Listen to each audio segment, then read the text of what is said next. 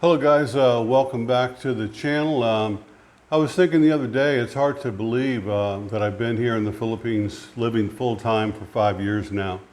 As many of you know, I didn't come here on vacation. It was the first time I ever been to the Philippines. I never had a desire to come to the Philippines. I've traveled all over the world and met a lot of nice people from the Philippines through work, basically on cruise ships.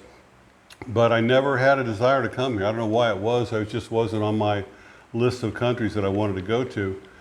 And when things kept getting worse and worse for me at home and just had to do some kind of drastic decision, and I realized, taking a hard look at my life and my finances and everything, I realized I've got to leave America. I've got to go someplace else and basically start over. I mean, that's the only choice.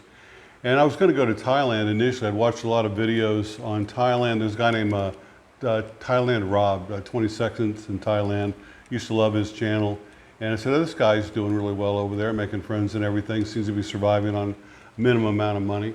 And so I was going to go to Thailand. And then in my YouTube feed popped up, Dumaguete and the Philippines. Basically, most videos I saw were by Rike.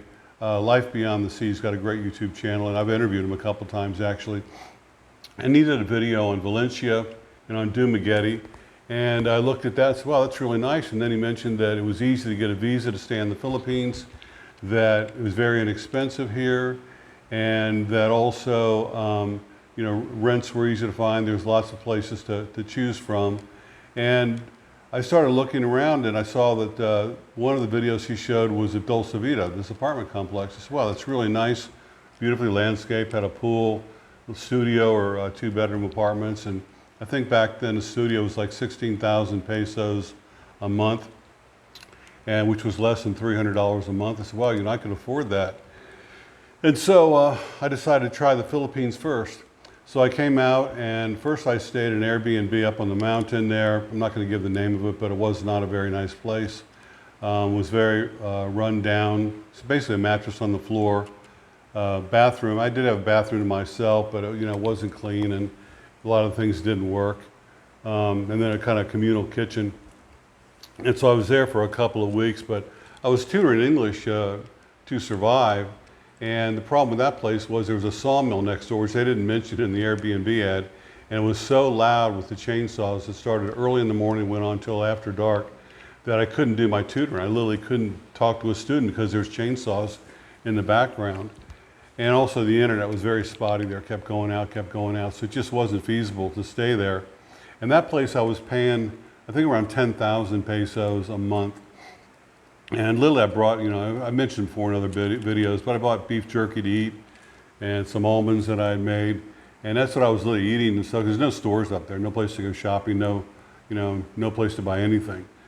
Eventually I rented a little Honda Scoopy, which is a little cheap little small Honda that was all beat up paid like $100 a month to rent that bike. And I rented it for almost a year. And that's how I started getting around. And once I was mobile, I started getting around, exploring the city a little bit. But, the first couple of weeks was really rough. I mentioned in other videos how I lost my phone in the river and my new computer broke on me that I was going to tutor English on. But I didn't have a plan B. There was no plan B. It was like I had to just make it work. And so even though I was living out of a suitcase, sleeping on a mattress on the floor, I just said, this is it. I got to make it work. And even though as bad as it was, and when I look back, it wasn't too good. It was way better than things were in America. It was different. It was a different set of problems. It was a different set of problems. And so I just dealt with it. And finally, I found Dulce Vita. That was a big changing point when I moved to Dulce Vita. I had a nice little apartment, little studio apartment, had pots and pans and everything. And, I could get around and go to the store and shop and cook and started meeting some other guys. And things just kept getting better and better. And I was tutoring my English, treating it like a regular job. I was doing like probably, 30, 40 hours a week tutoring English as much as I could. One thing I learned though being here, 5 years, is that you got to be real careful who you choose as friends, which is difficult when you've traveled alone. You arrive in a country, you don't know a single person, you've never been there before. And so, you meet some guys and you just, if they're friendly to you, you just want to be friendly back. You kind of almost cling to them, even though, they may not be the type of person that you would normally spend time with. Someone you have no common interests in. They might have more radical views on politics or religion or women or whatever than you have. And so you decide, but you don't have any other friends, so you're just spending time with these guys. So one thing I learned, and I learned this very quickly, is that you have to be very, very selective who you become friends with. It's better really to be by yourself and alone, exploring the Philippines by yourself, than it is to end up with the wrong crowd, put it that way. I was fortunate though that I made a couple of friends who I'm still friends with today, 5 years later. And when you meet a lot of people, like when you have a YouTube channel like I do, you meet a lot of people. And that kind of changed my life too. All of a sudden, people started knowing who I was and recognizing me and coming up and talking to me. And a lot of those people I met ended up being my friends. But going back to the Philippines and living here, you just you're going to move to another country. You have to accept that country for as it is. It's not your country. It's not going to change. And so there's no point complaining about things that you don't like, whether it's, the bureaucracy, or the roads or the crowds or the traffic or whatever it is that bothers you. You just kind of have to accept it, and the most important thing here is to have patience. But for example, like if you're expecting to be able to recreate the life you had back in Europe or America, Australia, wherever, you're not going to be able to do it here really. Even if you have all the money in the world, it's going to be very difficult to recreate the type of life that you had there. It's a different life here. It's like when you go shopping at the store here, there's very limited selection on everything. So you have to, decide, okay, like I want to get some Campbell's soup, but there's only two kinds there. You can have vegetable or you can have chicken noodle, and that's it, And the same with a lot of other things, if you're trying to buy products that you're used to having back in your home country. And so you have to just, be open to it. And when you do see something that you want to buy, and there's a lot of them, stock up on it. The problems I've had being here, and I've had I had some stress, which you guys all know about. It's always been with other foreigners. Other foreigners have always caused any problem I've ever had the whole time I've been in the Philippines. It's always been something to do with other foreigners, things they've done, things they've said, that's caused problems, misinformation, whatever. I've never had a problem with a Filipino, never, the whole time I've been here. It's just, a different society. It's a non-confrontational society. And Filipinos, they don't want to argue with you, and if you're just polite to them, even though they can't help you. I had some that were not nice to me. For example, when I went to get my driver's license, I put it off for 3 years, finally get my driver's license, and the lady that was in charge of the LTO obviously didn't like me for whatever reason, and she kept making me jump through hoop after hoop after hoop to get my driver's license. No, you can't do this, or this paper's not good enough. Go get a copy of this and a copy of that. And I just bit my tongue and did everything she said. I kept coming back, and then finally, she just shrugged her shoulders and gave me a stamp, and I got my license.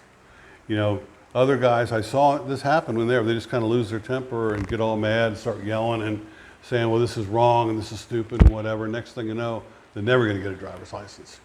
And the same thing with immigration. Immigration, I've heard in other islands, maybe in Cebu or Manila, they can make it difficult for you.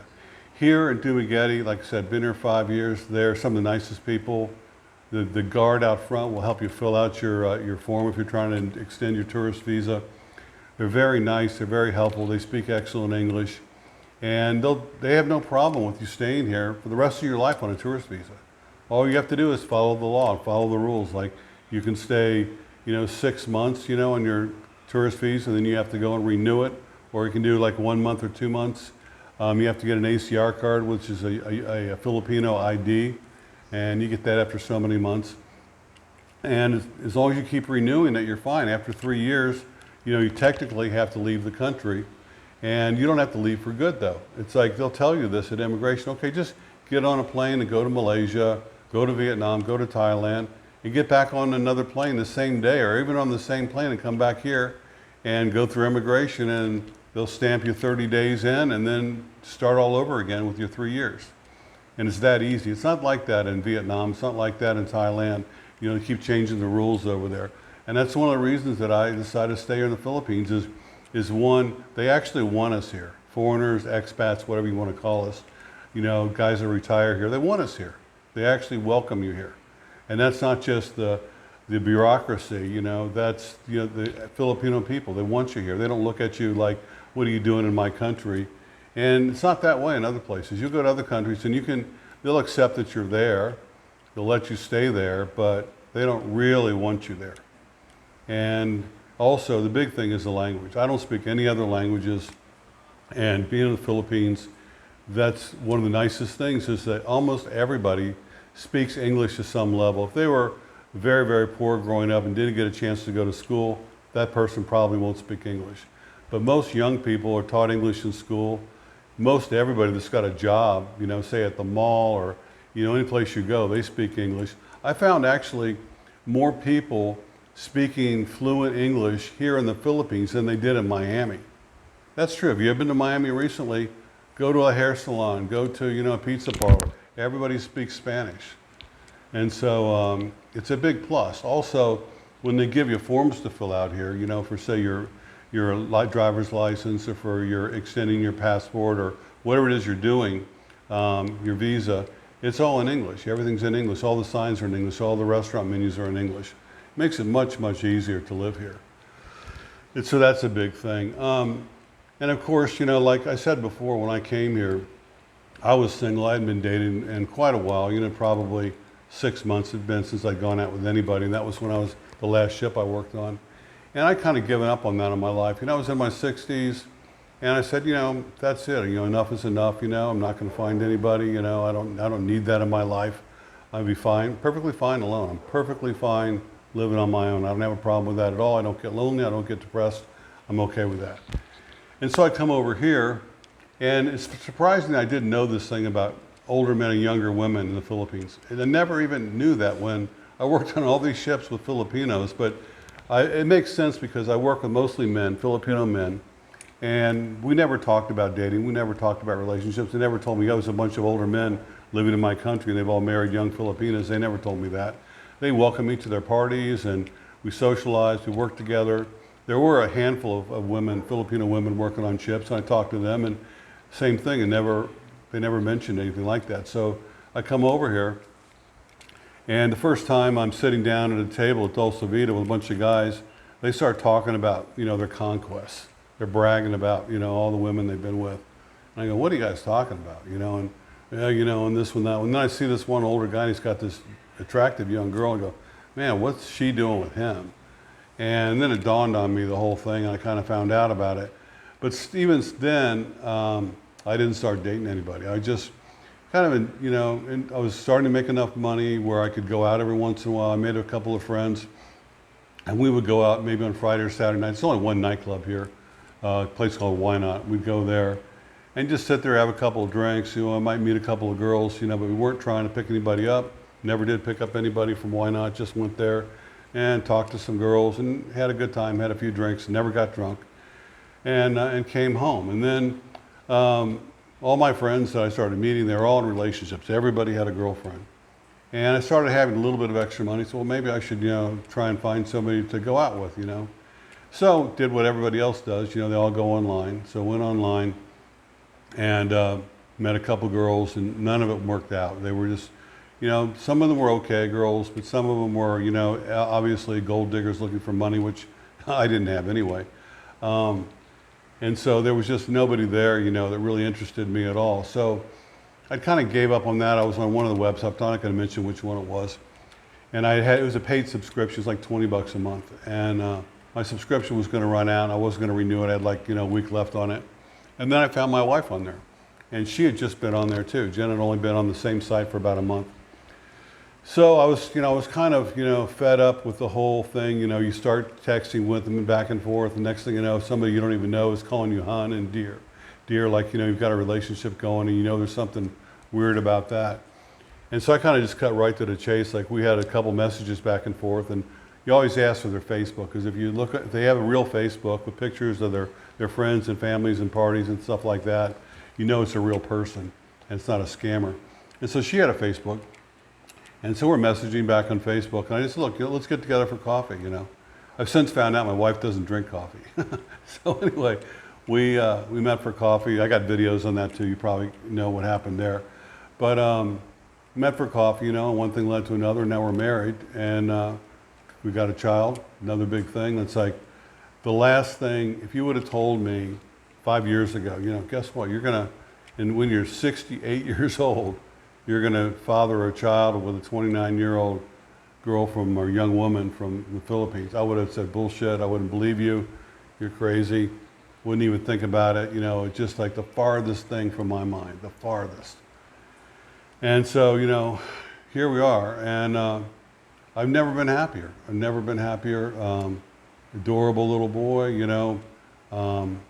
it's all comes back, all the skills, changing diapers and being up all night long. And it's just, it's great. I mean, I don't have any problems with it at all. And so I've still got my YouTube channel. I can't really see myself living anyplace else. I really, cannot imagine going to another country. I don't want to go back to America. If I had $1 million tomorrow, I wouldn't go back to America and live there. I wouldn't. And it's not because I've got anything wrong with America. I'm not trashing America. I'm just saying that I like my life here. And so why would I want to change it? Why would I want to throw this away and go try and start all over in America when it didn't work out before? So I'm better off just staying here. And so that's the plan. I'm going to stay here where I live. I love where I'm at, on the beach and everything. Great apartment, great landlord. And so as long as this lasts, one day they may decide to sell it and I might have to move, So, nothing lasts forever. So I'll stay here as long as we can. And if for some reason we have to go, we'll find another place, Maybe not as nice as this, but there's lots of nice places. Rents are going up, by the way. Some of my friends are paying a lot more now than I was paying when I first came here. Rents have gone up a bit.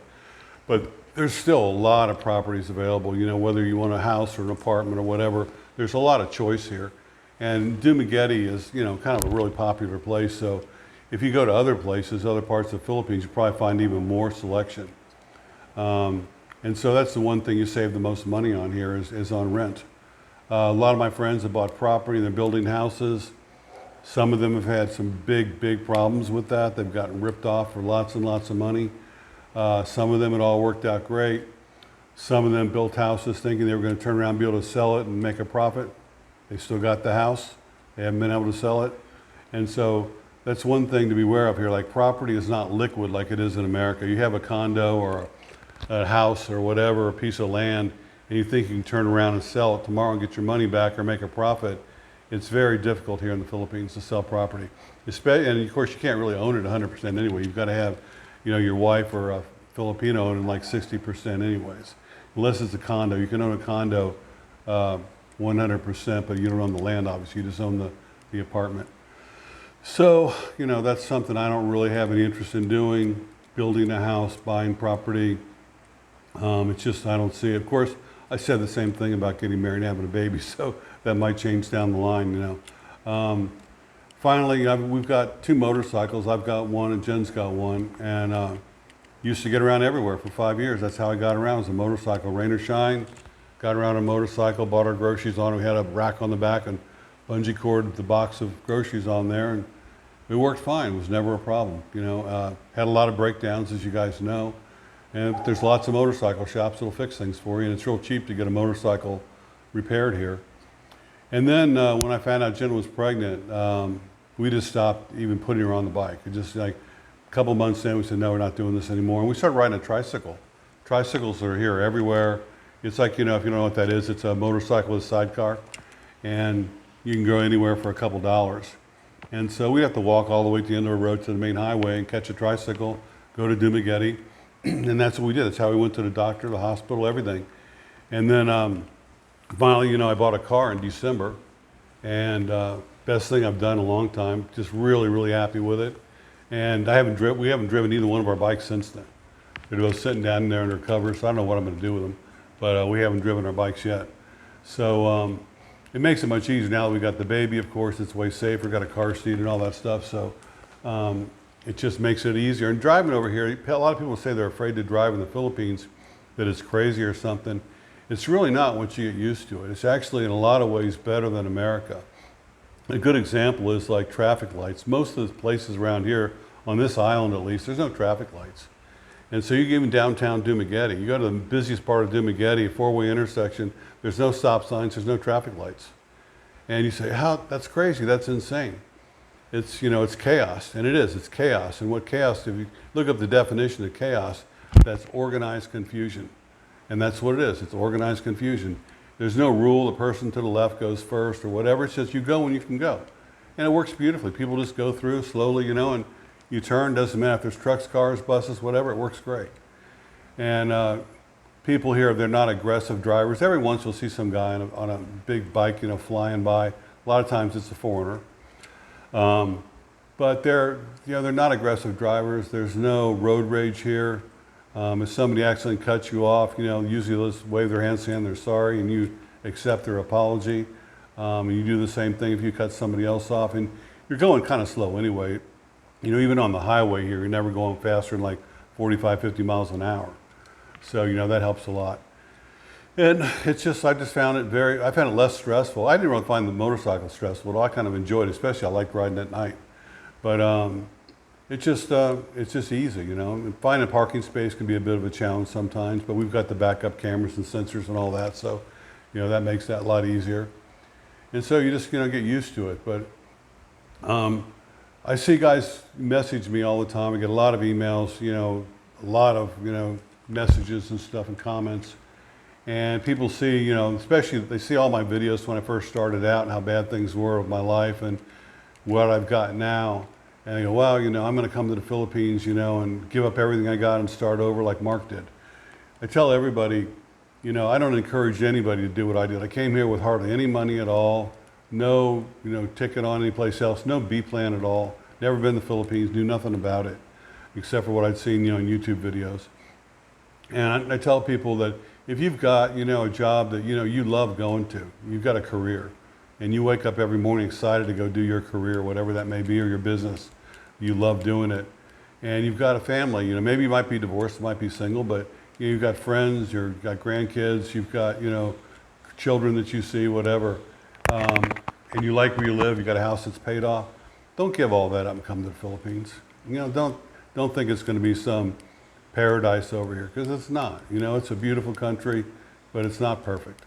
The guys I'm speaking to that I encourage to come over here are people who are living in quiet desperation, and you know who you are. People who have no friends, their families got their own lives, you never see them, never hear from them, maybe on Father's Day or Christmas or something. Aside from that, you don't hear from them. You're struggling to get by on, you know, Social Security or a small pension. You go out, you're just basically, as a senior citizen in America, you're invisible. People don't even notice you're there. You walk into a store and nobody even comes over and tries to help you because you're just kind of invisible. And these guys, I talk to them, like some of them they've been divorced for 15, 20 years, and in that whole time period, they haven't been on a single date with anybody. They don't date at all. They just like, they've given up on that part of their life. And a lot of these guys are healthy, you know, guys. They're in their 50s and 60s, but there's nothing wrong with them. You know, they've got money. They're interesting. You know, they've got money if they're here in the Philippines. In America, they're poor.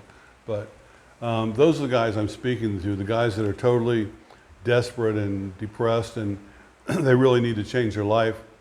What do you got to lose? And come here. Try it out. Watch some videos. You know, make some plans. Go to some different places. See what part of the Philippines you like best. And you got to give it some time. It's going to take like a month to kind of settle in and understand what it's really going to be like if you were to live here. And I recommend don't stay in a hotel, stay in an Airbnb, because there you can, you know, pots and pans and stuff, and you can go to the grocery store and you can cook and you can get an idea what it's going to cost you to live there, to live here. And then, you know, talk to people. You'll find, you walk in the mall and stuff, you know, other foreigners will look at you because they say, I never saw that guy before, especially here in Dumaguete, which is, you know, a small town. And so, you know, someone will say hello to you, just say hi to them back. Or if you're in the grocery store and you're in line and the guy's in front of you is a foreigner, just say something, anything like, where'd you get the Campbell soup? Or, you know, what kind of motorcycle you got? Or, you know, where do you get a driver's license? You know, anything to start a conversation. And you'll start making friends, you know, and people invite you to, you know, go out for dinner. They'll invite you to go out for coffee. They'll invite you to birthday parties and weddings and things like that. I think I've been to like 5 weddings this year already. And just don't turn down any invitations, because every invitation you accept, you're going to meet more people, make more friends. And, you know, if you have an open mind about it, eventually, you know, you'll find, you know, a little group of good friends, people who have something in common with somebody, people that you enjoy being around. And you'll find yourself a really nice place to live. That's something I tell people, if you're going to splurge when you get here, splurge on where you live. You know, find a place that you really, really like.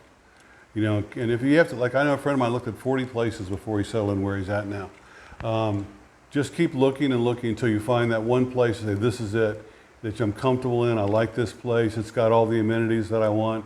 Maybe it's on the beach, maybe it's got a view of the mountain, maybe it's near the shopping or the mall, whatever you want to be near.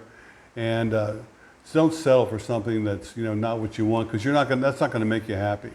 If you come home every day and you walk into your apartment or your house, you say, well, I really like it here, this is my place, and you're only paying a few $100s a month, you know, it really does a lot for your well-being to feel that way. And then when you're ready, you know, go online. I recommend going online. That's the best way to meet someone. Meet someone that's in your area. And don't go online. If you're living in Dumaguete, don't go online looking at girls that are in Mindanao. Find someone that's in Dumaguete where you can meet her locally, meet her family, you know, get to know people. And take your time. Take your time. When relationships come, just slow down, take your time. Don't jump into head over heels with the first person you meet. And if you're, the guys I know, and I know a lot of men, a lot. The guys they're good guys, honest men. They've had interesting careers, and those guys that wanted to have a relationship, not all of them do, but those that did, every one of them has a nice girlfriend or a wife, and they're very happy and committed relationships, every single one of them. And these are guys who couldn't find anybody to date back in America or back in Australia or back in England. And here they found a wonderful person. They're really, really happy.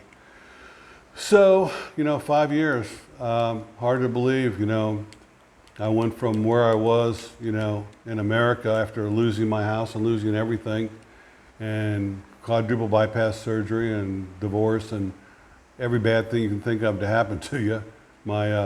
Lost an opportunity for a business that was my idea, was basically stolen from me. And actually they did me a favor, because if those bad things hadn't happened, I wouldn't be here today. And I just I wake up every morning, I look out, like right now I'm looking at the ocean, and I can't believe I live here. I can't believe I got this beautiful wife and beautiful baby and all these friends, and my health is good, and everything's great. It really is. So thank you for watching. Thank you for subscribing. If you share my videos with your friends, I appreciate it. I'm really easy to get a hold of. If you go to any of my videos and you go to the description, it has my email, markfthornton@yahoo.com. Shoot me an email. I read every one of them. I respond to you. You comment in the videos. I do hold all comments are held in all videos. And so all the nasty troll comments, they don't even get through. I just look at the good comments. Those are forwarded through to me, and I respond to them. But yeah, I'm easy to get a hold of. See me around town, please come up to me. I'm very approachable. I don't care if I'm having lunch or dinner talking to somebody else. Come on over, say hi. I'm happy to meet you, I really am. And if you want to be on the show, I'm always looking for anybody to be a guest on my show. Doesn't matter who you are, where you're from, what your background is, anything at all, you're welcome to be on my show. And I get accused, well, Mark just keeps asking everybody to be on the show. Yeah, I do, that's what I do. That's my thing, that's my channel, is I ask regular guys to come on my show, because that was the whole idea of this channel. It's like you'd see movie stars, actors, celebrities on different chat shows telling the same story they told 100 times. And I said, you know, I bet I could find any guy that's in his 50s, 60s, 70s and sit him down and interview him, and he would be more interesting than that movie star. And that's proven to be true. And also, nobody saw them interviewed before, so the first time you see somebody on my channel, chances are you've never heard that story before. So it's totally new. So anyway, that's why I do it. Always looking for people to be on the show. Just contact me. And I guess that's it. So we'll see you next time. Bye.